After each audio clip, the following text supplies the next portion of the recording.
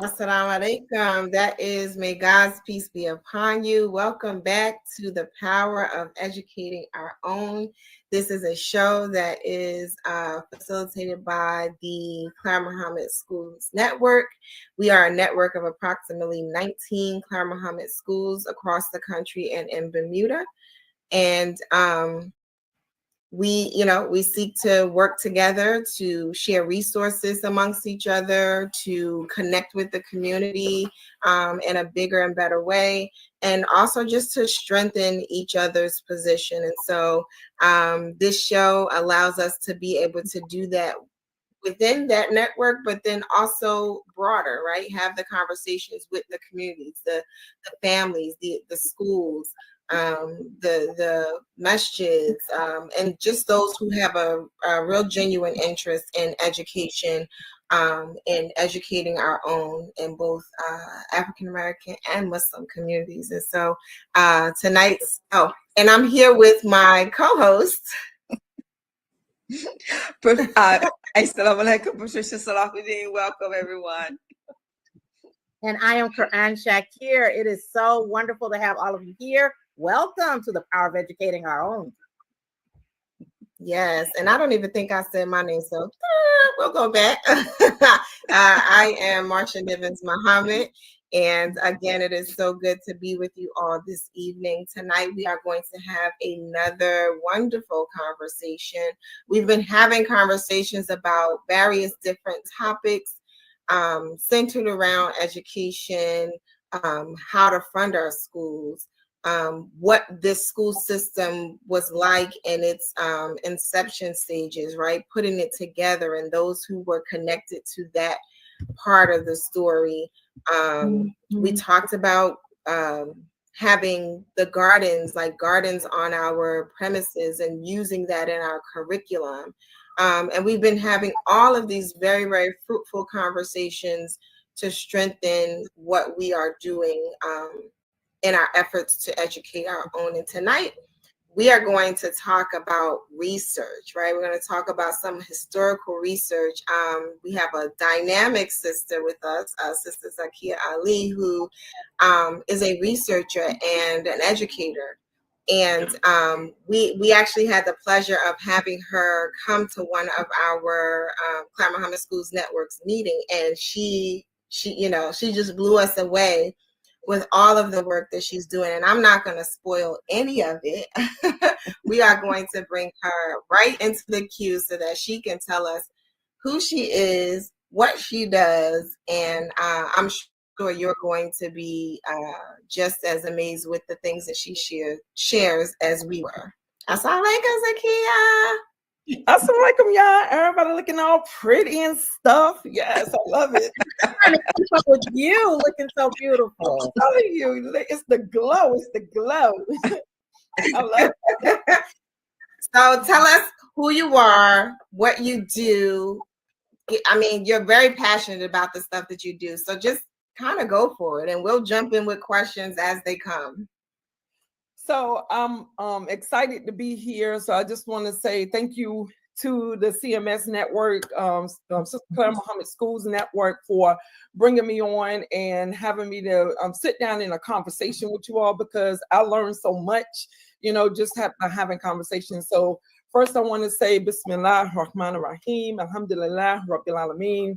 I bear witness there is no God but Allah. We are Muslim people here in the United States of America. And I think that it's important for people to always see Black American people in our Muslim essence, because a lot of times people disrespect religiosity and spirituality with Black American people in this country, but we do know that it is a part of our North Star, as well as our African spirituality, that we didn't forget on our journey, on our arduous journey across the Atlantic Ocean and all of the trans-ocean transports that happen. We as African people, we held on to those spiritualities, and it informed our understanding of religion and spirituality in the United States of America. So I want to make that clear that Muslims in America, in particular with Black Americans, has been around since the inception of this country. And there are so many people that we can learn about. And oftentimes we think that there were not Muslims in the Civil War. There were. We think that there were not Muslims during the colonial period. There were. We think that there were not Muslims who were on the front line fighting during Jim Crow. There were. So it's important for us to recognize the Black American narrative also in the establishment of Islam here in the United States of America. So I wanted to get that out.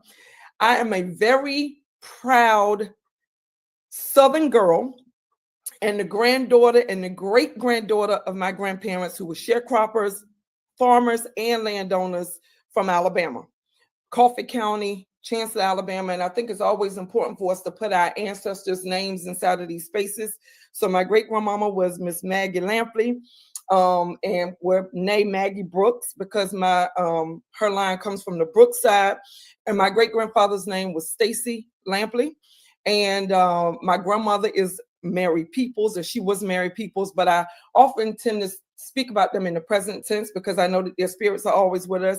But I know for a fact that they are the reason why Islam is a part of my family today, even though they were Pentecostal and they identified as Pentecostal Christian. They led my parents to Islam. And so I have to be thankful for people who understand that you can get knowledge from all different types of spaces and you don't have to be bound into one box or one knowing of spirituality. You can embrace it all because the ultimate goal for all of us is seeking truth and seeking knowledge. So I appreciate my grandparents and my great-grandparents for doing that. They were entrepreneurial. They were also enterprising, and they were also community builders. And I appreciate them for that. So I couldn't start this conversation off without bringing them into the conversation. I'm also a very proud graduate of Virginia State University, which is a historically Black college and university. But it's not just an HBCU, it's a land grant HBCU. And we only have 21 land grant institutions in the United States of America. So Virginia State University is extra special. And I am an HBCU snob when it comes to that because we HBCU and we land grant. And that is important for us to recognize that our ancestors in this country have always felt the need to be grounded. And they were grounded through the earth and through the land. And that is important. That they were agriculturalists, they were agronomists, they were farmers, they were sharecroppers. They were connected to the land voluntarily and involuntarily, but they never misused and misabused this earth and misabused this land. And so I have to say that about Virginia State University and our courageous founder, Alfred W. Harris, who founded our school in 1882. So that's important. And he was very particular about the positionality of the teachers and the board of directors at Virginia State University, and that he believed that they should represent and identify just like the students racially. Because his position was, if you don't like the parents, then I know that you won't like the children. And so your job is to come here and facilitate knowledge to people that you like, that you feel some kind of kinship and affinity to. And if you don't, then you're not going to treat our children well. And that was courageous to be doing that in the 1880s, you know, less than 20 years out of the Civil War and out of, the enslavement, but also just recognizing that this is the foundation that this particular HBCU is going to have. And I'm also in the School of Education at Howard University in my Educational Leadership and Policy Studies doctoral program. So I'm really excited about that. I'm on my way out. For whatever reason, I'm going out kicking and screaming, but I'm going to be out soon, inshallah. So y'all just keep me in dua to get out. But I decided that I wanted to do my dissertation work around African-centered practices, African-centered homeschooling practices that were done in the quarter communities, meaning on the plantations, and also the homeschooling methodology that Sister Clara Muhammad established in this country. So I'm looking at her life story also from 1932 to 72 with the formation of the University of Islam and what her curriculum looked like and how her curriculum mirrored the curriculum that we saw in the quarter communities during the institution of enslavement. And we know the narrative, right? We always get told that Black American people, we couldn't read and write. It was forbidden for us to read and write. It was, but that does not mean that we were not literate. And what I mean by that is that there are many different forms of literacy. My great-grandparents didn't have a college degree.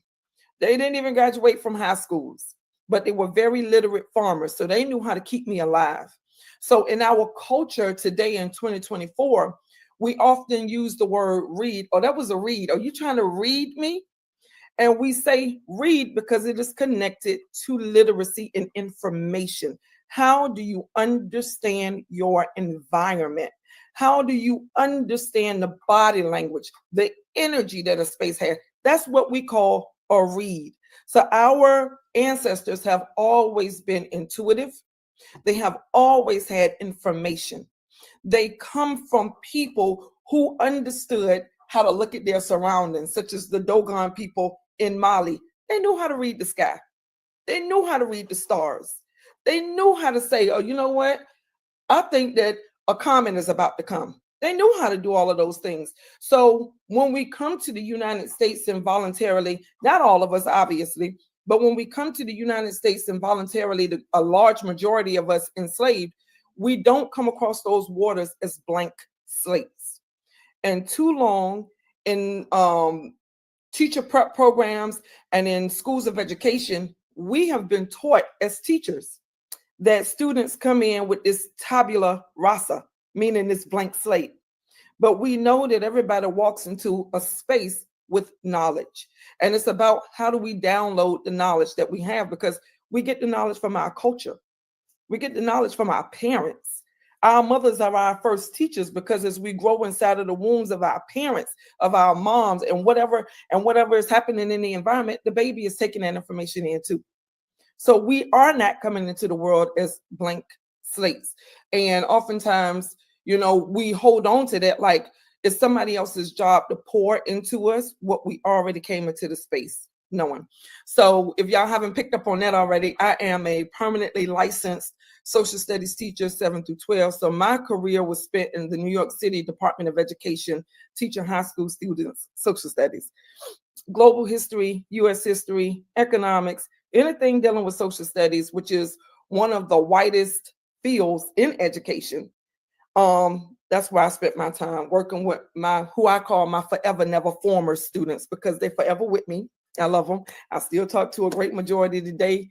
And so that's my background. So I'm an educator, and an educator in the formal sense, but also an educator in the non-formal sense. So I believe that I can learn in all spaces. So I'm like Mary Peak, who used to teach contraband or prisoners of war, Black American prisoners of war in Hampton under the oak tree, when there was no Hampton University. But her teaching of these prisoners of war and these children of these prisoners of war underneath an oak tree said, we can learn in any environment.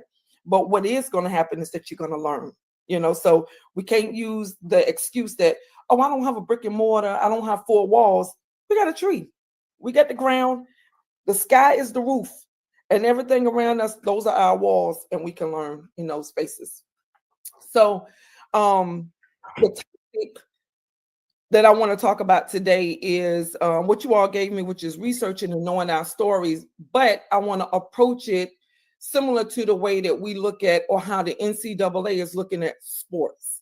And so even though the NCAA is using the acronym NIL to mean something else, I adopted it or reimagined what NIL can mean for Black communities, and how we must learn our stories, teach our stories, and research. So I'm gonna start my slide. It's very short, my slide presentation right now. So the title that I created, and look at Sister Claire Muhammad with her cute stuff.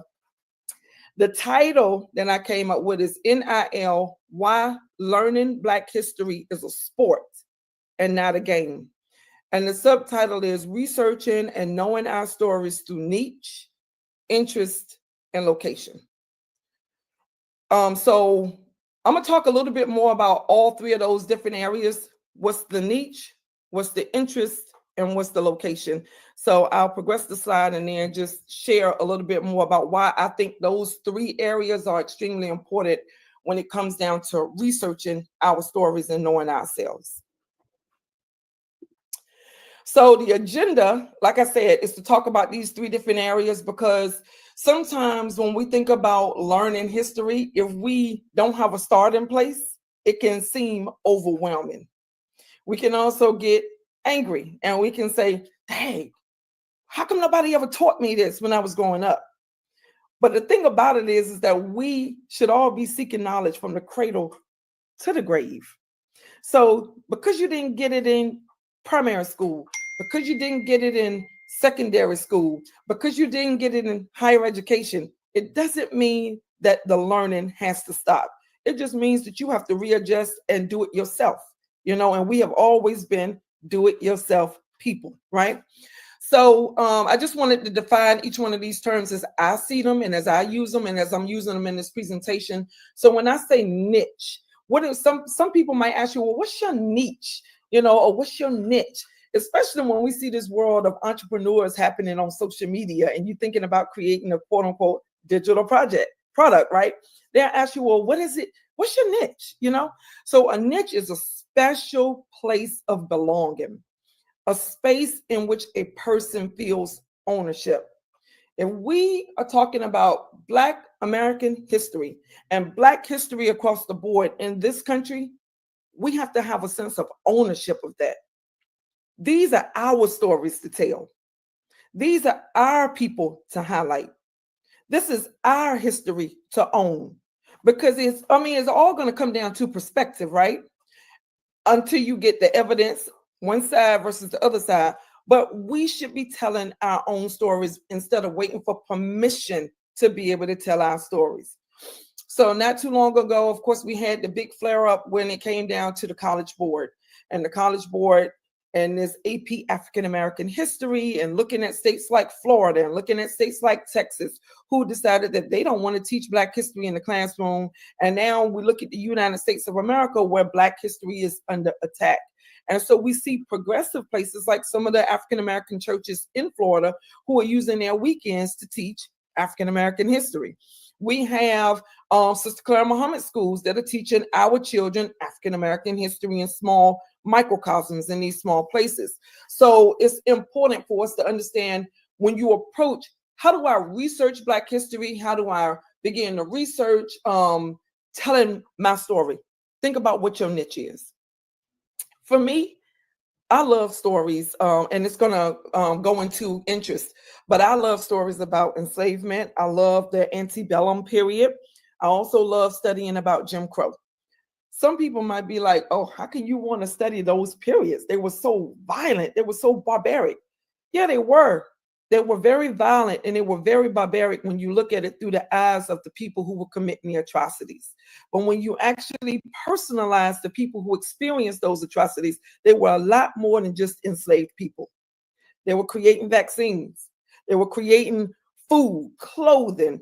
They were telling stories. They were showing us how to be griots. They were showing us how to become landowners. They were showing us how to be courageous warriors like Nat Turner, who was only 31 years old.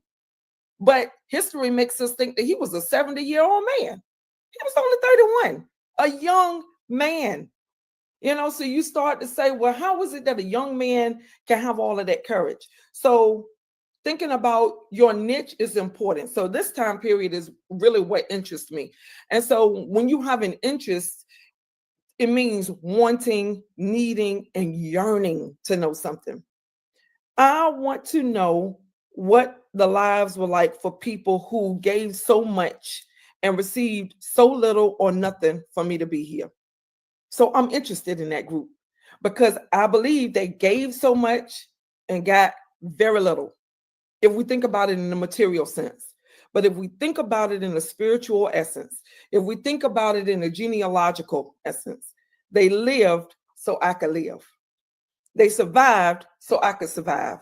So in essence, they got so much because they were able to generate generation after generation after generation after generation. And that's why I'm here. So that's my interest, my area of interest. And then location. I told y'all I'm a Southerner. I was born in Norfolk, Virginia, but my maternal side of the family is from Alabama. So I grew up in Alabama on the farm that my great-grandparents purchased. So I grew up down there. I know that land. I know those back streets. I know them backwoods. I speak that Delta language.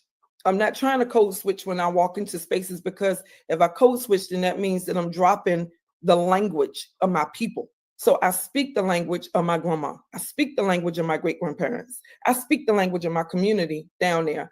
So location means a specific place or position, your place of origin, or the place that generates the most curiosity for you.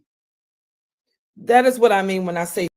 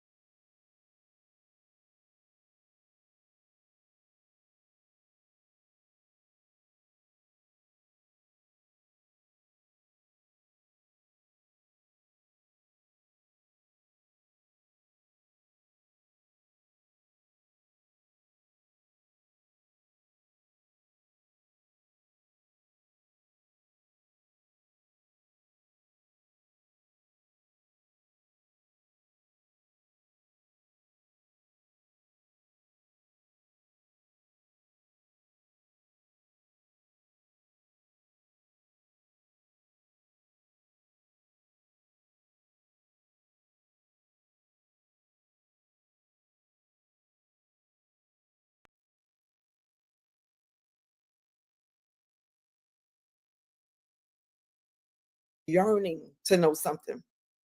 I want to know what the lives were like for people who gave so much and received so little or nothing for me to be here.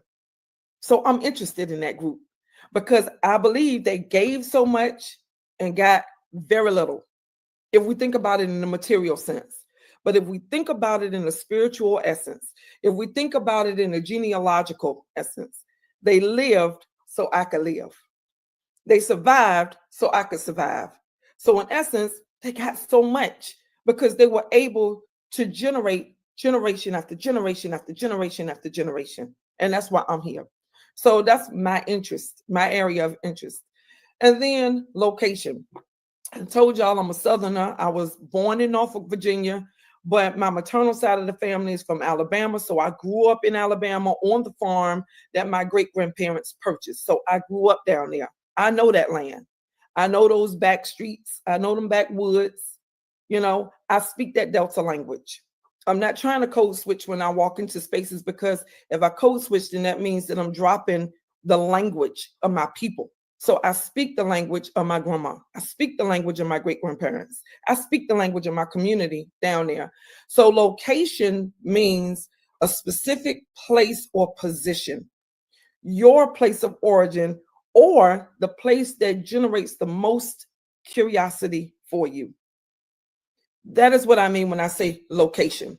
So in order for us to research or to make learning all of this forgotten history or unknown history approachable and tangible and something that we can do without feeling overwhelmed, think about what your niche is. Think about what your interests are and pick a starting place. And the starting place can be, well, where my people from? Sometimes when somebody hear your last name, they be like, who your people? Where you from? Because we always trying to create or have this connectivity. So you want to know, okay, well, if your name is Johnson and you from right up the road and my name is Johnson, you might be my cousin, So we always trying to place each other in time and place. So location becomes important, but it's an excellent starting place, because you will be surprised that the street that you live on, the history that's behind the name of the person on the street that you live on. And if you just say, you know what, let me go to the library and look up Elm Street. Who is Elm? Why are these streets named after trees in my particular community? What is this all about? Then it creates a space where history and learning and researching is not as difficult. So you can enter. So I would say that these are the 3 entry points: niche, interest, and location. Pick one, and I guarantee you that you will be rewarded. You'll have a great ROI, return on your investment. So do y'all have any questions about anyone in particular before I advance the slide? Or do y'all have any questions? So no questions about anything in particular, but I think it's just I love your passion about what you do, right? Like it exudes through the screen, and this is like the second time me seeing you present what you do, and I'm just like, she loves it. I can tell she loves it, and it's a beautiful thing to watch. I also just wanted to do a quick station identification. You are watching The Power of Educating Our Own. Tonight's guest is Sister Zakia Ali, and we are discussing history. We're discussing education, and we're having a grand old time just watching her unravel all of this from the work that she does. And I'm sure she'll get into the project that she's working on, so we can find a little bit more about that. But I just wanted to identify some people who are joining us thus far. So we have Brother Darryl Muhammad, who's with us. He says, Assalamu alaikum, I'm Darryl Muhammad, and he's a history teacher. So I'm sure he's over there excited as well. We have, I don't know, JICAD, Jihad. I'm going to do Jihadi because I think there's another I at the end. One, who says, peace, beautiful queens. And so thank you for joining us, brother. We have Brother Anthony Abdul-Haq, who has been consistent joining us for The Power of Educating Our Own. So thank you so much for coming back, Brother Anthony.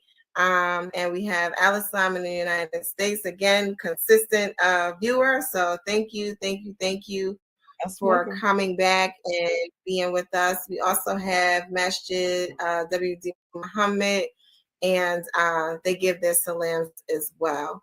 And so, continue to take us through unless there's some other question, unless there's a question that came up for my co-host. We'll let you keep rolling. Okay. So I'm gonna go to we'll move forward. So I'll put this picture in here. I should have did a little trivia question because I love trivia, but this is Sister Gwendolyn Brooks, and she was so powerful. And of course, I'm partial because her birthday is the day after my birthday, June 7th, and I'm June 6th. And so, I'm always rooting for the Geminis. Hey, Geminis, ow. But she wrote a poem about one of our, just an amazing ancestor, Paul Robeson. So she wrote this poem about Paul Robeson, and at the end of the poem, she closes it out with the quote that I put on the screen. We are each other's harvest. We are each other's business. We are each other's magnitude and bond.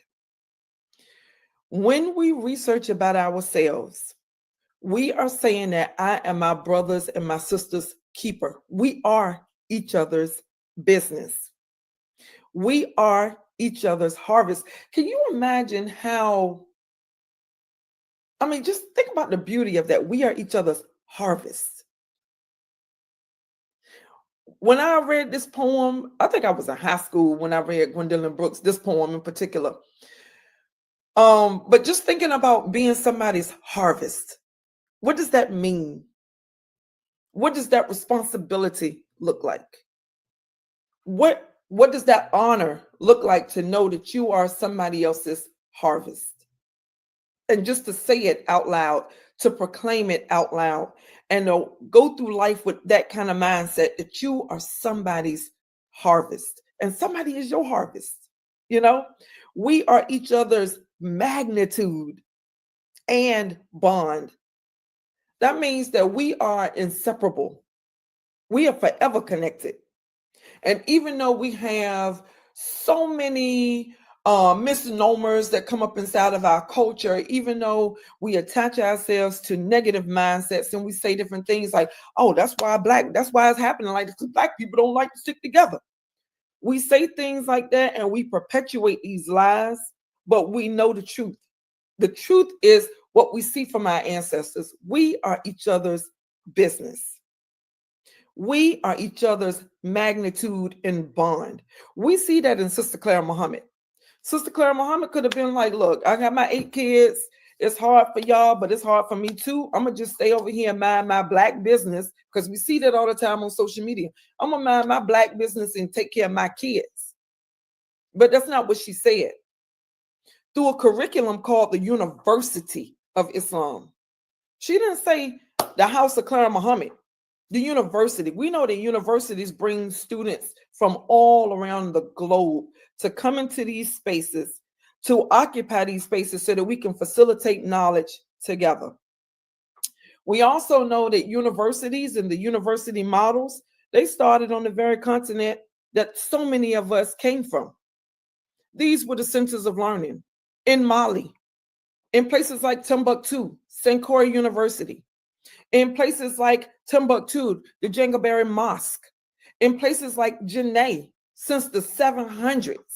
They've been teaching children, women, men in mosques. On these plantations, in one-room schoolhouses, you got a 2-year-old sitting in the same room with a 62-year-old. No shame in the game, but it's a center of learning, because we are each other's harvest. We take care of each other inside of these spaces. And nobody said that it had to be sophisticated. Nobody said that it had to be, quote unquote, state of the art. It just needed to be a place where the teachers knew that the way that they get the students involved is by embracing them in their arms, loving on the child, where they come, where they are, starting where they are, meeting the child where they are. So I thought that it was important to bring this quote in from Gwendolyn Brooks. She was born in Kansas, Topeka, Kansas, to be exact. And since we are talking about education, I felt that it was very apropos for her to be in this conversation. It was like she was saying, y'all got to put my name in this conversation too, because she was born in Topeka, Kansas in 1917. But we know Topeka, Kansas has an indelible mark inside of our history because of the Brown versus Board of Education landmark court case that was established on the campus of Howard University, but it was in Topeka, Kansas. So it's the Brown versus Board of Education case of Topeka in 1954. This is where Gwendolyn Brooks is from. So that gives you some idea of the framework or the environment that she was coming out of for her to be able to say, we are each other's harvest. She's also the first Black American woman to win the Pulitzer Prize for poetry. Again, this is another connection that I have with her. My professor and I, Dr. Sasonia Jones, and my other two colleagues, Dr. Vega and her husband, we all won a grant through the Pulitzer Center in New York to study and establish ways in which we can teach historically Black colleges and university history at all different levels of education. So that's my connection to Gwendolyn Brooks. Pulitzer is in her sentence, Pulitzer is in mine, because the Pulitzer Center, Gwendolyn Brooks. So I'm always looking for ways that I can connect with the ancestors, whether it's in big ways or small ways too. So that's also one of the ways that I learn to research, or I get curious about history. Well, who else am I connected to in any kind of way? So I ask myself those questions. Just like Sister Clara Muhammad, she made Chicago her home. So she is all up and through this conversation. And she passed away in December of 2000. But the month of December is connected to the root chakra, if you study chakra and energies. And the color of the root chakra is red. And so and that color red gives you security and safety. There is security in knowing who you are. There is security in knowing your story. You don't feel like you out here just floating through life. You don't feel like what Stevie Wonder sang about in the song Blowing in the Wind. You don't feel like you're blowing in the wind, because you know you are grounded with people that you come from who also opened so many doors for you to be able to go through those doors. So if you are a teacher and you are watching this presentation or you listening to this conversation, think about ways that you can always connect this information to the lives of your students and to yourself as a classroom teacher. I always say that I'm the best anecdote that the students can have in the classroom, because I don't know everything and the students know that I don't know everything, but I do show them how I go about learning some of the things that I know, because students have asked me, oh my gosh, Miss Ali, how do you know all of this stuff? I had to do what I asked you to do every night, read, I got to do what the Quran say. ICLAS, right? Read. I got to read the information. But then not only do you read the information, you also have to study it. So I'm going to read this information, but then I'm going to sit down and I'm going to discipline myself and I'm going to study the information. But then in order for me to retain what I study, I have to find a way to make it applicable to my life. So that formula, read, study, apply, that's the Carter G. Woodson model. That's why he is the father of Black history, because he worked with teachers. He learned from teachers that the formula is that, yeah, you read, you study, and you apply. So then when we have Black History Month, the month he chose in February, he said, okay, we'll use every February as our month to review everything we have learned all year long. We're not going to necessarily start learning in Black History Month, but we're going to download everything that we learned all year long. Now, if you starting to learn during Black History Month, look, we're with that too. How can we meet you where you are? How can we support you? If this is your starting point, your entry point, so be it. Next February, though, you have amassed so much knowledge during Black History Month that now you're going to download what you learned and you're going to help other people to review that knowledge. And we know Dr. Carter G. Woodson went to college in Berea, Kentucky. He didn't even start learning until he was 21 years old. And his uncles taught him. He was homeschooled by his uncles. Most of the time when we think about learning, we think about women. Carter G. Woodson had uncles. I mean, and he wrote on everything. He traveled the world. He was a principal in the Philippines. We never talk about his global work. And we know about the miseducation of the Negro, but he also wrote about the education of the Negro before he even started talking about the miseducation. And then he wrote a book about the Black churches or the Black religion of the Negro. So Dr. Carter G. Woodson was all up and through every single thing that had anything to do with Black people in the United States of America, because he did not think that we were inferior. He did not have a deficit mindset. He knew who we were, and he wanted us to know who we were. And he also told us a thing or two about public education, that the moment our children walk into these school spaces, the idea of inferiority is already beat into our children.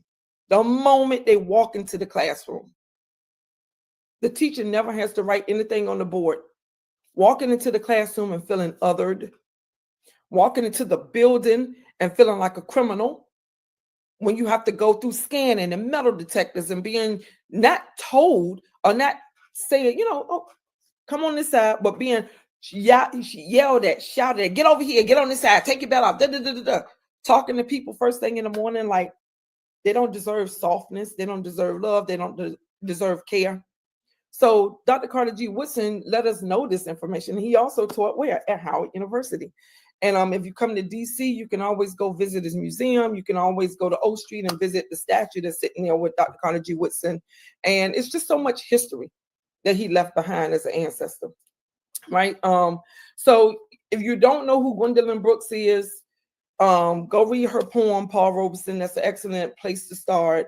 We know Paul Robeson, he was a phenomenal ancestor also. So I'm dropping these names in the chat or, in the proverbial chat so that you can start your own journey and go look up their stories and not just limit yourself to the popular part of their lives, but go into the archives. And that's the next thing that I want to talk about in a few minutes. So in the beginning, in the opening slide, I said that researching and learning Black history is a sport, not a game. And I'm making a distinction between this because of the way that we use each one of these words inside of our culture and inside of our cultural idioms. So what is a sport? Clearly, a sport is a physical and mental activity that involves competition. But oftentimes we think that we have to be in competition with other people, but it isn't the case. We're in competition with ourselves. How can I learn more today than I learned yesterday or than I knew yesterday? So it involves competition and procedural rules. So every sport has rules. So if you're playing basketball, we know that if you shoot the basket above the 3-point line, then the basket is worth 2 points. If you go behind the 3-point line, then you get, of course, your 3 points. If somebody foul you, then of course you're gonna go to the free throw line. Those are the rules, the foul line, right? Games, on the other hand, a game, it can be fun and it can be manipulative. It also involves physicality and mental jousting, but it does not always involve the use of static rules.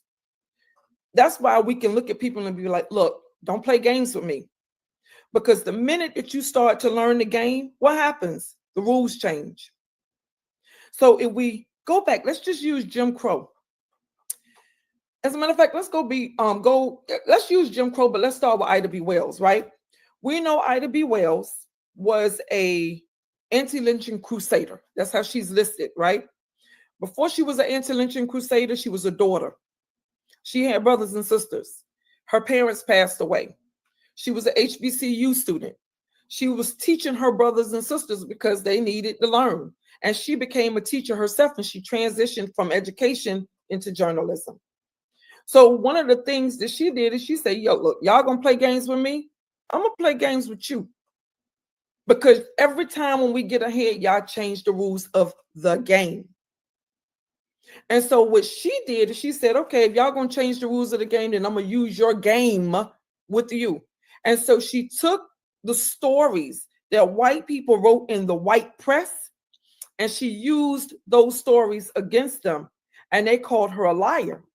And so she would say things like, well, if I lied and I took this directly from the white press, then that must make you a liar too. Because this is what you wrote. I didn't write this. And so looking at how people used information, how people disseminated information was one way that Ida B. Wells learned how to understand this game. And oftentimes in our culture, we'd be like, oh, you got to learn to play the game. But there's a cost. So Ida B. Wells said, I don't want to learn to play your game. I want my people to understand the truth. And so what did she do? She became a statistician, just like W.B. Du Bois did with the Philadelphia Project, right? Taking down all of these statistics and letting people say, well, this is the data. Y'all are lynching all of these Black people, 4,000 plus Black people. And you say that you are lynching these Black people to protect white women. But when you look at the numbers and when you look at the data, less than 1% or 0.01% of these people actually committed any of the crimes that you said. So we know that Black people are not being lynched in this country, especially Black men, because they have a sexual desire for white women. You all are lynching them for another reason. So now let's explore some of these reasons. We could think about somebody like Anthony Crawford. Anthony Crawford in South Carolina. His grandfather had come directly from the continent of Africa. His dad had 3 sons, and he left each one of his sons an inheritance of land of over 400 acres. Then Anthony Crawford turned around and got even tougher than his dad, and he wound up having over 600 acres of land. And I'm talking about prime cotton land. He was a wealthy Black man in South Carolina. Handsome one too, if you look at the pictures, right? This man had all this money. He had children, he had a family, and he had business savvy. He was one of the biggest contributors to the establishment of Black churches in South Carolina. He was one of the biggest contributors to the largest organization that we had in the United States of America, even larger than the UNIA, which was the Universal Negro Improvement Association that was started by Marcus Garvey. This organization that I'm talking about is called the CFA, the Colored Farmers of America. Anthony Crawford was a contributor, a financial contributor to this organization. And in order to take Anthony Crawford down a peg or two, like they like to say, what did they do to him? He was lynched in 1916.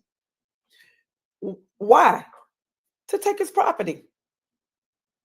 The very people who accused Anthony Crawford of getting out of line, disrespecting, and striking him were the same people who were able to take his land, all of those acres, and run his family out of town and tell him, y'all can't come back and you'll never get access to this land. So when we talk about generational wealth, if you're an economics teacher and you're talking about generational wealth, using Anthony Crawford's story is the entry point to the conversation around generational wealth. And it leads students down a path to studying other people who were treated like Anthony Crawford. And even though the stories may be horrendous and barbaric, there's another lesson. Anthony Crawford, how did he do what he did? Anthony Crawford, why does generational wealth evade his family? Why don't they have anything to pass down? So these are the ways in which we understand that games are always played, because who do you think was persecuted or prosecuted for Anthony Crawford's crime? Nobody. All white jurors. You think that they were going to see his life as precious? So we have to understand that learning Black history is a sport. We are in a competition against ourselves to make sure that we learn, relearn, and reintroduce or introduce for the first time information about ourselves. This is the sport. And the rule of the sport says that you have to continually be engaged. You cannot leave it up to somebody else's. You can't make it somebody else's responsibility to learn about us. And the reason why we can't do it is because we have so much at our disposal. We live in the age of information. So how do we go about getting this information? So there are specific places, and y'all can definitely write this down. There are specific places that we must use in order to fuel our curiosity and to help us to be better sportsmen in this game, right? So the first place that I'm gonna tell everybody to go to is to use the archives.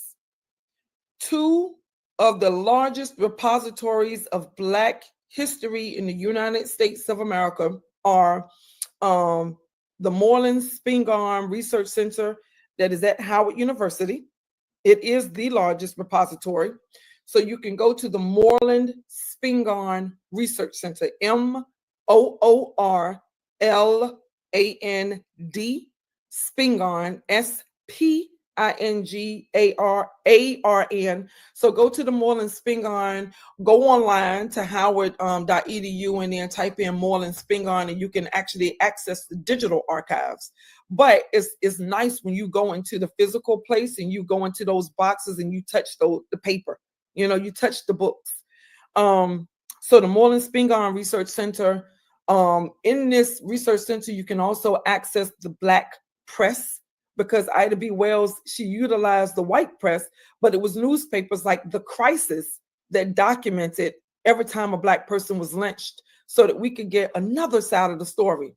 So the archives, Moreland Spingarn, the Black press, we got a grant at Howard where the Black newspapers are being digitized at Howard University.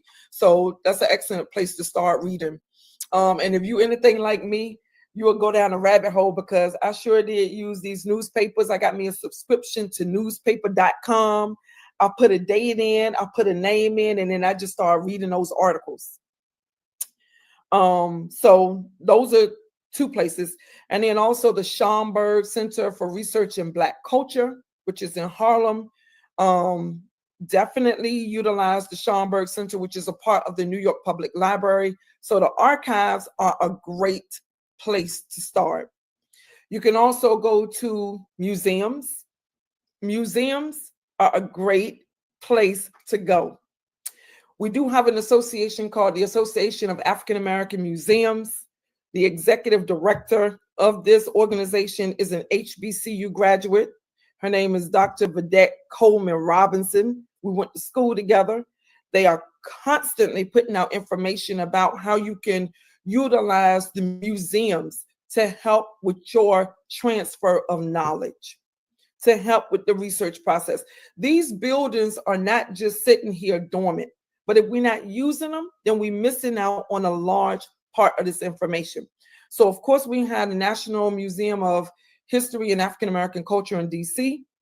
But if you go to Montgomery, Alabama, on Commerce Street, you got the Legacy Museum that was started by the Equal Justice Initiative and the leadership of what's his name, Brian Stevenson.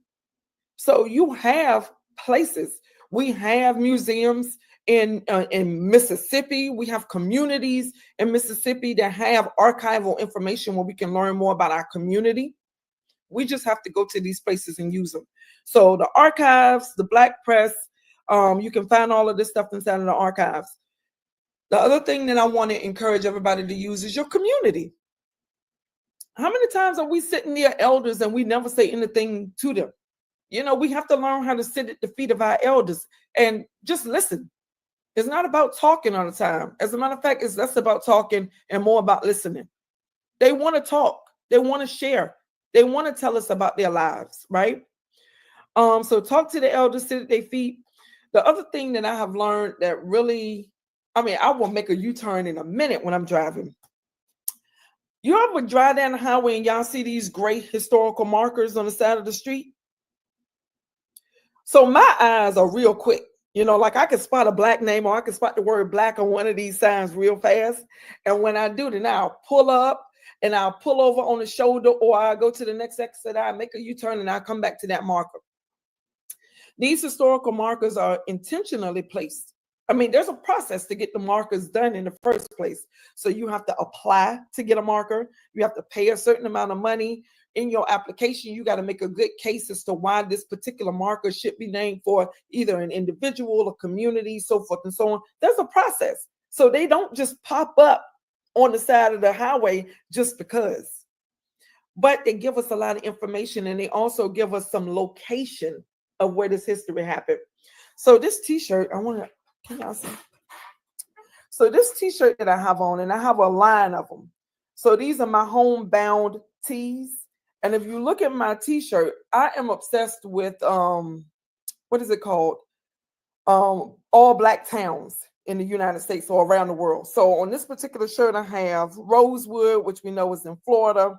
We have Blackdom up here. We have Allensworth, California. We have Hobson City, that's in Alabama. And then down here says we build in Timbuktu, which is my brand. But I have these t-shirts that have like all different types of Black towns. So Oklahoma had the most all Black towns. If you go to Mississippi, you had Mound Bayou.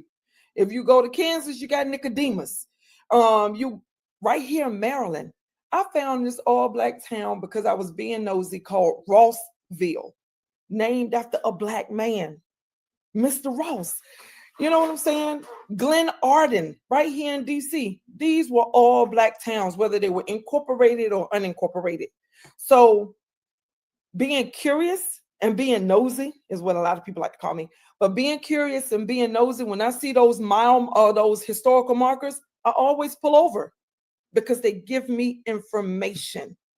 So keep your eyes on the road, but also make sure that you learn this in driver's ed. Scan, constantly scanning the road, and you'll see those markers. And just pull over and see what it says, because now that is going to also give you a point of entry to start learning more about our history. It's a part of your research process now. And then the last thing, or the last place that I would tell you to go to make researching and knowing our knowledge even more important, is historical societies. All cities and states have historical societies. So when I was in New York, I used to go to the Brooklyn Historical Society. They have documents there that you can pick up. So in your state, do a Google search. Give me the address to the historical society in my community. So if you start in these particular places, then you really can't go wrong in the researching department. And for people who have doctoral degrees or who are writing dissertations, you spend a lot of time inside of the archives. You spend a lot of time researching. You spend a lot of time talking and interviewing people and doing focus groups and things of that nature. So just because a person is getting a PhD and you don't have one, it doesn't mean that you can't employ the same skills. It doesn't mean that you can't employ the use of the same things that's right at your disposal. It doesn't cost any money to go into a library. As a matter of fact, all of us should have a library card. If you look at my slide, everybody can relate to the background of this image right here, because when your book was due, you had this card and the librarian would fill it out and pull that card out and stick it back in there. Libraries are the best places, and librarians are the smartest people to me, you know? So I think that's pretty much the end of my presentation. Yeah, that is. So I just wanted to just underscore that if you're looking for the information, just like Lauryn Hill said in her on her album, The Miseducation of Lauryn Hill, she said, if you're looking for the answers, then you got to ask the questions. Where do I start?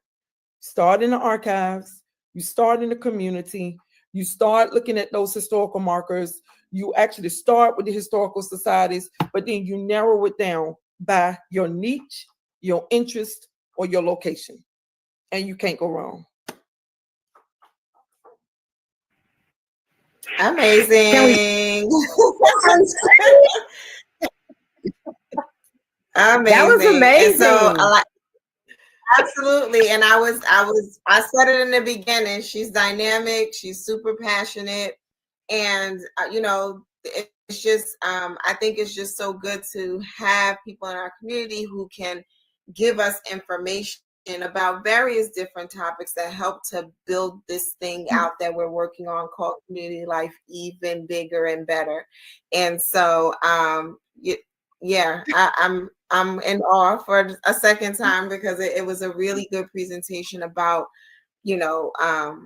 having a vested interest in the history that we are connected to and that has established who we are today. And so I'm going to yield to my co-host to ask a few questions, so I don't talk so much. Thank y'all. Thank y'all. There are no questions to ask. It is now action. Yeah, Dr. Patricia, you were on mute. So you said what's the action? You said that these are our stories to tell and own. Yes, we own them. It's time for us to get to work. Yes, this is our birthright. And you know, the thing about us as a Muslim community, we have our own publications. And even before we had the Muslim Journal, even before we had the Final Call, we had Muhammad Speaks, we had the Bilalian News. But even before we had that, one of the things that the Nation of Islam was doing is that Elijah Muhammad and the Nation of Islam, they would rent out a column in a Pittsburgh newspaper. And every week they would write in that column. They paid money to write in that column to get the news out to the Muslims. So our community is more fortunate than most because we've always had publications. And the question is, how do we support our publications? And do we read the publications? Do we subscribe to them? Are they in our libraries at these institutions? Are they in HBCU libraries? Are they at PWI libraries? Why are the Muslim Journal, Muhammad Speaks, Bilalian News, how come these newspapers aren't in the archives? And if they are, kudos to the school. But if they are not, why not? Because our community has always been literate people. We have always said you have to write the information down. Our people have always been literate people. Where did we keep the record of the family? In the Bible. So when you see these old Bibles, if you go to trade shows and stuff, that Bible is telling the story of a family. The other place that I didn't mention, and I probably should have mentioned this, is going to Black cemeteries. Headstones tell stories. You find one member of a family and you go through that Black cemetery, you find the rest of the members of that family. And then you ask yourself, well, what's the history of this particular African burial ground? Because this United States is covered in African burial grounds. Who are the people? Not all of them are going to have headstones. A lot of them are in very poor conditions. But you can still go and find the ones that are being kept up. And if it is one that's in poor condition, this is a call to action that a history teacher can do with your students. Find out who is in charge of that particular burial ground. Take the students out there and let that be a part of y'all community service, or just to give back to the ancestors and clean these spaces up and keep them trimmed so people will be interested in wanting to go and see who were these people who actually walked in this space. So cemeteries, I'm obsessed with. I think I'm obsessed with everything Black, man. But these cemeteries, I love. I go to them all the time. Thank you, Sister Zakia. We are so fortunate. We're so blessed to have you, who's obsessed with. We love your obsession because we benefit from your obsession. And mashallah, alhamdulillah.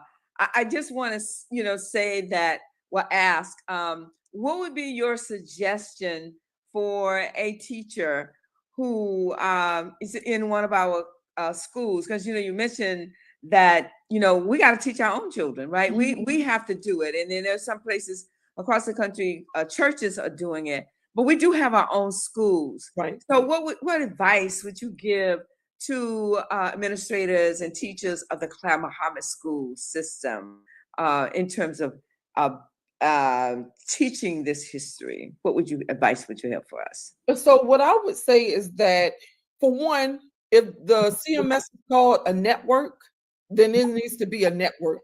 Networks function because people talk, because people know what all of the schools should know what the other school is doing. So in the Sister Clara Muhammad network, in order to tell our story, especially from a Muslim perspective, just like we have National History Day that happens across the United States of America, why can't the Sister Clara Muhammad school networks replicate a History Day for all of the schools, or create conferences where teachers are actually preparing their students using the model that I laid out for everybody around researching, to bring our students into these conferences, present their research so that we can begin to learn more. And it's not just presenting verbally, but it's also writing. Our students should understand and know what researching is. It's not just pulling out your phone. As a matter of fact, it's least about pulling out your phone and doing a Google search. Researching means that you understand who the sources are. Where is this coming from? Who wrote this? What time period is it coming from? Who are you giving credit to when you actually talk about who this person is? That's what researching entails. And our students they should understand how to do those things. They should understand how to tell our stories through citations. Where did I get this information from? Does the Negro need separate schools? Yeah, we do need separate schools. Who said we did? Dr. W.B. Du Bois. He wrote an essay about it in 1935. And he laid out the argument why Black children need separate schools. But he also said, now, if you're going to make a Black school and it's just going to be a replication of a white one, you can say that. Ain't nobody trying to hear that. Oh, can y'all see me? We can still see you. Oh my gosh, I can't see y'all because somebody started calling my phone. Well, while you figure that out, because hopefully you can hear us. I'm back. Oh, okay. Go ahead. You can continue. Go ahead. Oh no, so that's all I was saying. So the only thing that I want to say is that there is nothing new under the sun. So any Muslim teacher in the Sister Clara Muhammad network, for one, you can reach out to me. And I will respond back to you. What's the sister name in Altadena? Sister Ali. What's her first name? In Mississippi? No, in California. Aziza Ali. Sister Aziza. Yeah, Sister Aziza. Aziza. Yes. Yeah, Sister Aziza. Like when I came on y'all show the first time, she connected to me and she sent me a text message and she said, when is the best time for us to talk? Because in that other conversation, I had given y'all a list of books, that I think were important for everybody to start reading. So she sent me a text message and she said, when is a good time to talk? So we have to set up a time. But the Muslims and the teachers and the administrators and Sister Clara Muhammad schools have to talk. We're not doing this work by ourselves. We can't do it by ourselves. But within 24 hours, any of the administrators that's in the CMS network, they should already be thinking about how they're going to apply this to what they're doing inside of the school. And when they create something that I think has always been useful and beneficial to me as a social studies teacher, but also with the teachers that I taught at Teachers College at Columbia University or NYU, is that you always create a curriculum map. You never start the school year off not knowing where you're going. not knowing who you want to talk about, not knowing through whose lens you want the students to understand the world. So we have to be very intentional about what it is that we're doing. So if we're not being intentional, then that's going to be problematic as well. And then we have so many administrators, Majida Abdul Kareem, I mean, hello, who are dynamic and who are awesome, who's always on the scene. But we have to really start. Oh, look, Majida just commented. We really have to start utilizing the people inside of our community better. And we don't do that. And I'm talking to myself first because I feel like that I haven't contributed to the community as much as I should, thinking that it's just going to trickle down or it's going to diffuse here. No, I have to be intentional about that too. So when I'm talking about everybody else, I'm talking to myself first, because this is my community. This is my birthright community. I am a Black American Muslim in this country, and I'm very proud of it because I know that I come from people who have always said that I matter. I come from a community that has always seen me. I have never been invisible in this community, but I've been invisible in other places. I come from a community that has always made the effort to pronounce my name correctly, because when you say my name, you put my meaning out there. But in other spaces, they'll look at me and call me Zachariah or Zachariah. And I'm like, what R? Show me the R in my name. You know what I'm saying? Just not even taking the time. So I know I come from a community that is always taking the time to make sure that I am presented in the best light. And I also know that it's just important for us to tell our story. We have not done a good job with documenting. We got to do a better job with documenting our information in our community, because when we want to know certain information, it's like pulling teeth. And I'm like, well, Dad, why is it so hard to find this information? So I feel like that since I felt that way, that I want to tell a story. I want to tell the narrative about how Sister Claire Muhammad started the modern homeschooling in America, but how she also got that from her ancestors in the quarter communities. And so research is personal. It is a personal journey, the things that you want to research, the questions that you want to ask. And once you dig into those archives, once you read these stories, you present the question, but the history, the data, the archives, the artifacts are going to give you the answer. You're not going to be able to create the answer. The information, the data is going to give you the answer that you're looking for. And that's what is important. Yeah, and we echo your sentiments about the schools, the administrators and the teachers across the schools and the network communicating with each other. And that's really been the work of the Claire Muhammad Schools Network. And we invite those other schools that perhaps we aren't currently connected to around the country to join in this effort, because that's really what the network is about, us having this dialogue, this sharing of information, this building up of each other's institution in their locales, but then us collectively for things just like this, right? Like, how do you strengthen your history program at your local Claire Muhammad school, right? And then we would bring, the dynamo Sister Zakia Ali on to do the presentation and to really help you to strengthen your situation. Like, that's the idea behind the network, is for us to be able to share in that way. And so, we could probably do this all night, because like I said, this is so passionate about what she does. But I think we would be remiss if we didn't give you an opportunity to tell us about your Timbuktu project. Oh my gosh. Your brand, yeah. Yes. So Timbuktu. So I told y'all about one grant. It's another grant that I'm going out. I don't really want to say the name of it because somebody else is going to try to come for that.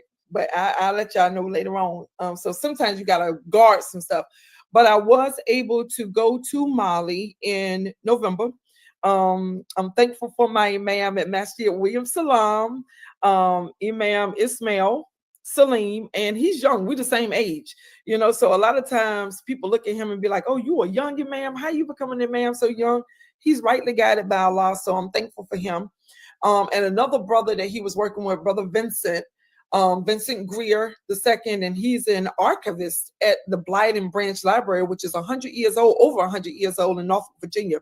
So they went to Mali first, and the whole purpose of them going to Mali first was because they went over there to establish a sister city with Janae and Norfolk, Virginia. So that's what that's what they're doing.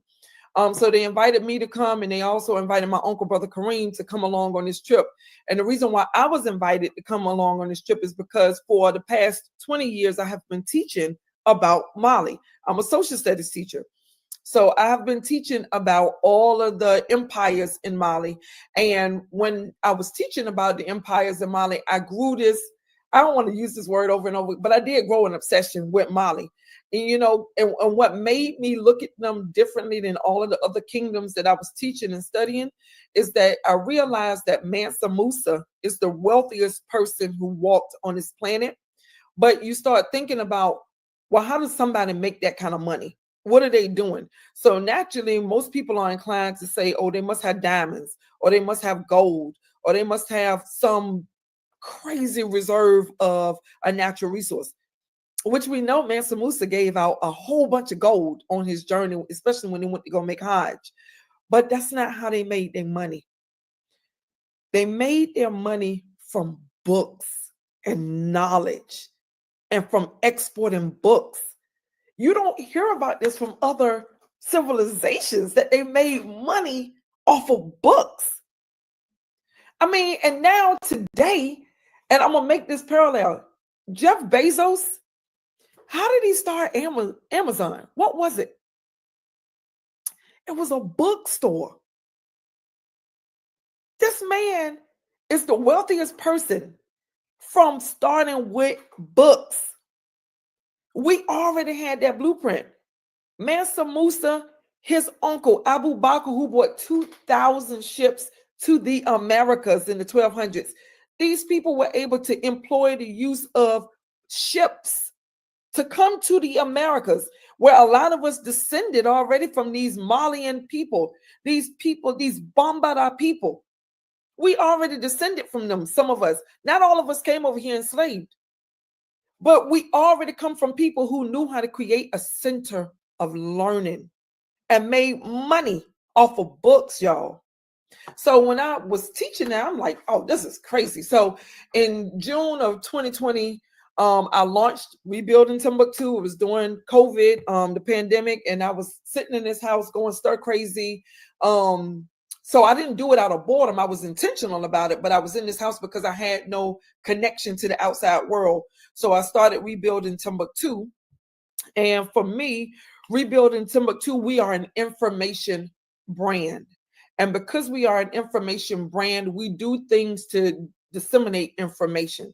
So one of the first ways that we started disseminating the information was through our intergenerational read aloud reading groups that we hosted on Zoom.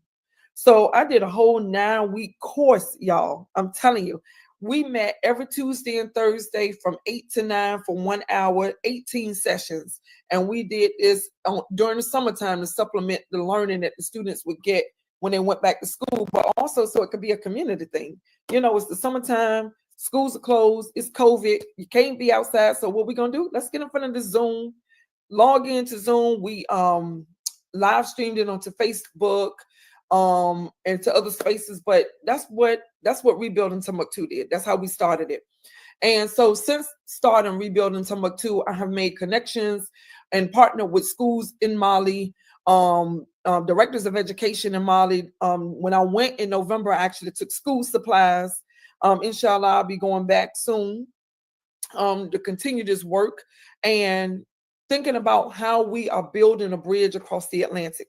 Literally and figuratively building a bridge across the Atlantic, a bridge of books and knowledge across the Atlantic that's going to go back and forth. So the first school that we were able to contribute to was the Sidi Mahmoud School in Timbuktu.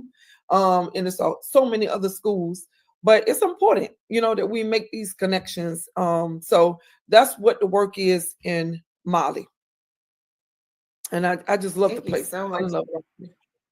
Mm-hmm. Yes. And so I just wanted to give you a moment to tell us about that because we had learned about it privately, and I thought it was important that those who are listening and viewing also got a chance to learn about your effort in that regard. And so as we bring this conversation to a close, I don't know if there are any other questions from my co-host, but I also just wanted to give you a chance to leave us with some last few words if you had any. We do have just a few other comments from our viewers. Sister Manaima Bilal Shaka says, outstanding information. Thank you, sister. We also, so we did, let me see, maybe we'll be able to pull it up. So there were a few resources that you had shared with us earlier. Just want to pull those up. Let's see. You mentioned the Schomburg Center. And so for anyone who's interested in that research, that's a source. You also mentioned the Moreland Spingarn Research Center, which I'm so familiar with because I'm a Howard grad. So I was like, oh, yay.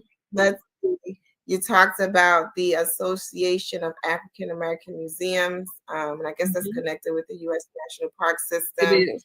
AAAM. You mentioned historical societies, and I think we caught them all. And then maybe there was one or two more that you said that we didn't catch, but just wanted to run those back across the screen for those who are viewing. And then you offered that, if people wanted to contact you, you had a slide on the screen. So we just wanted to share your email again for those who are interested in getting in touch with our sister for the purpose of, learning more and connecting with more of research and history for strengthening our situation. But any last words that you wanted to share with us, feel free. I just wanted to say the historical markers, those are important because you can see those in real time. You can get a return on your investment just by passing them. Pull over, take a little bit of time, do it safely. Make sure you're paying attention before you pull off on the shoulder. But look at those historical markers. And also I am launching so a lot of people have been talking about how we are living inside of these perilous times, because we had a change of the guard, in the White House and stuff. So I am launching a project that's going to actually kick off on February the 1st.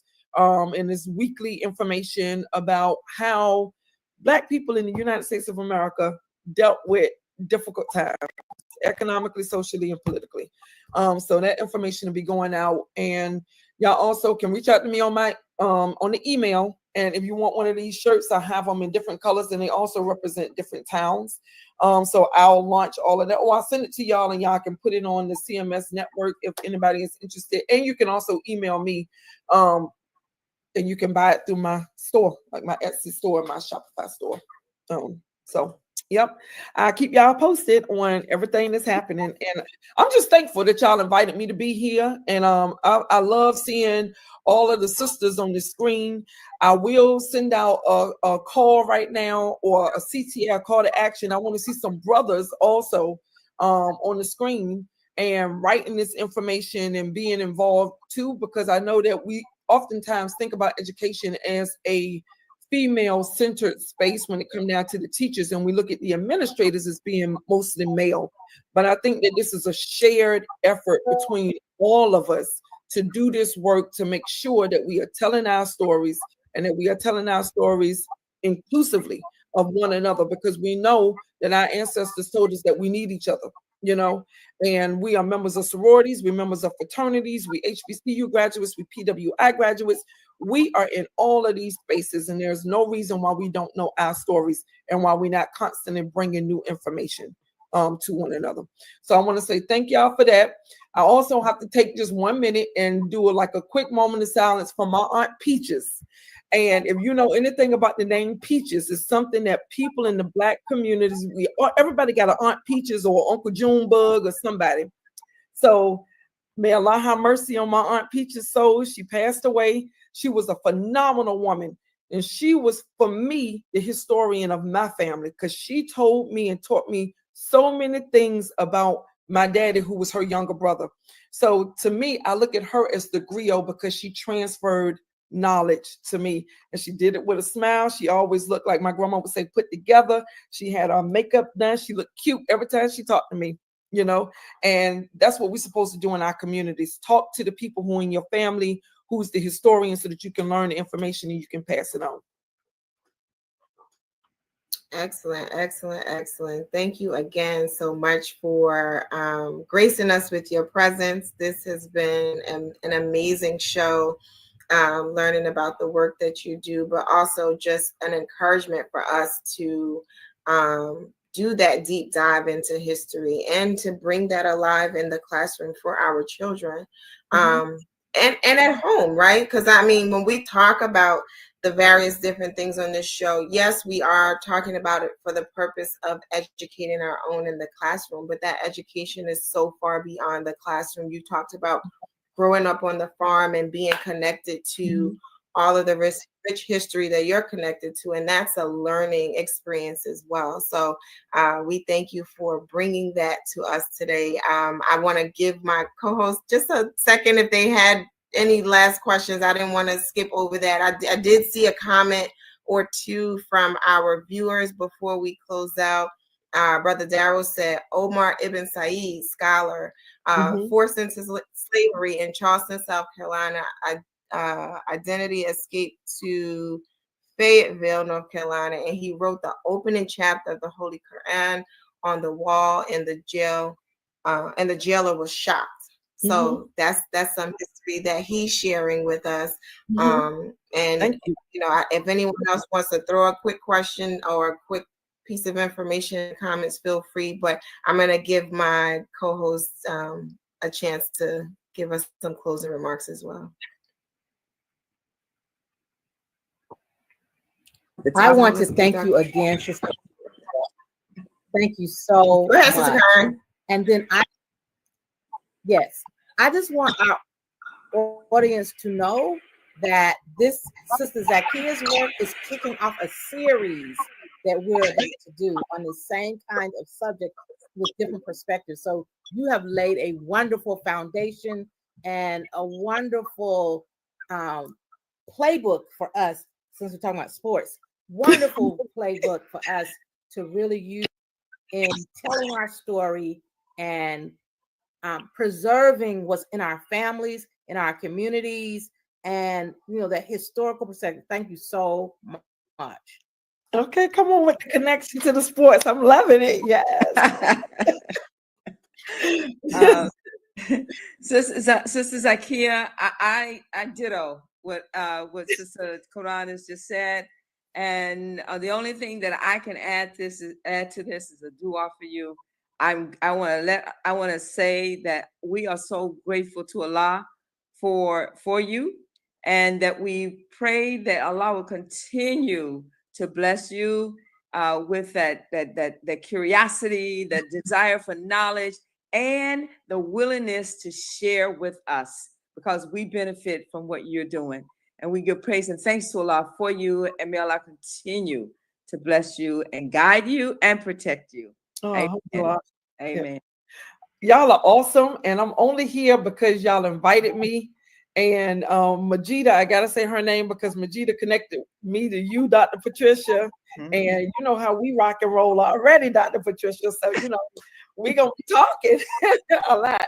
And then of course, Marsha, now we getting ready. So if you were paying attention and y'all are out there, we having the W.D. Muhammad 50 celebration. Is gonna be happening this August the 1st to the 3rd in Philadelphia at Masjid Allah in Philadelphia, during kicking off Black August, which is another month that is very important to Black history in the United States of America, but not just Black history, the Haitian Revolution, August, Black August. There's so many things that started to take place in the month of August, and we have to start learning. Marcus Garvey, who was just recently pardoned, his birthday is in August. You know, the Nat Turner Rebellion, August 21st, August. You know, so August is a very potent month. So we are kicking off the month of August with the Imam W.D. Muhammad 50th celebration.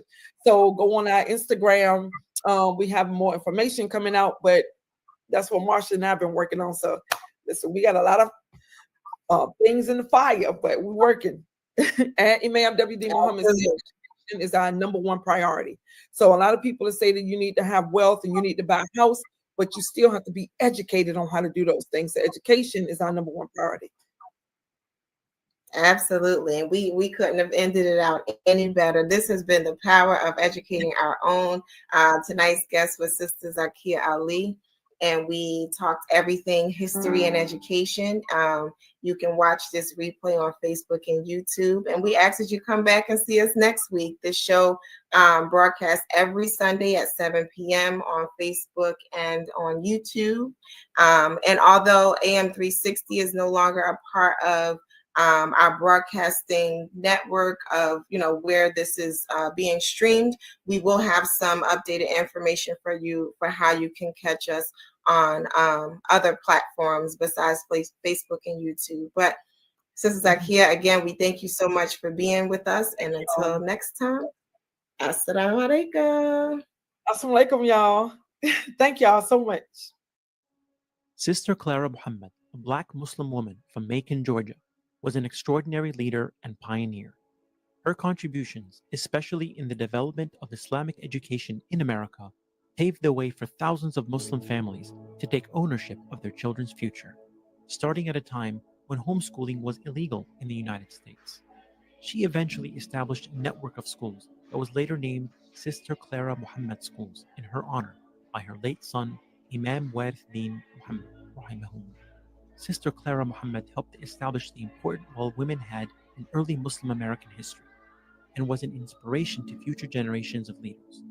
Without her, there would not have been a nation of Islam, or the unique Sunni Muslim community that evolved from it, one that was acutely aware of the concerns and aspirations of women. May Allah have mercy on Sister Clara Muhammad.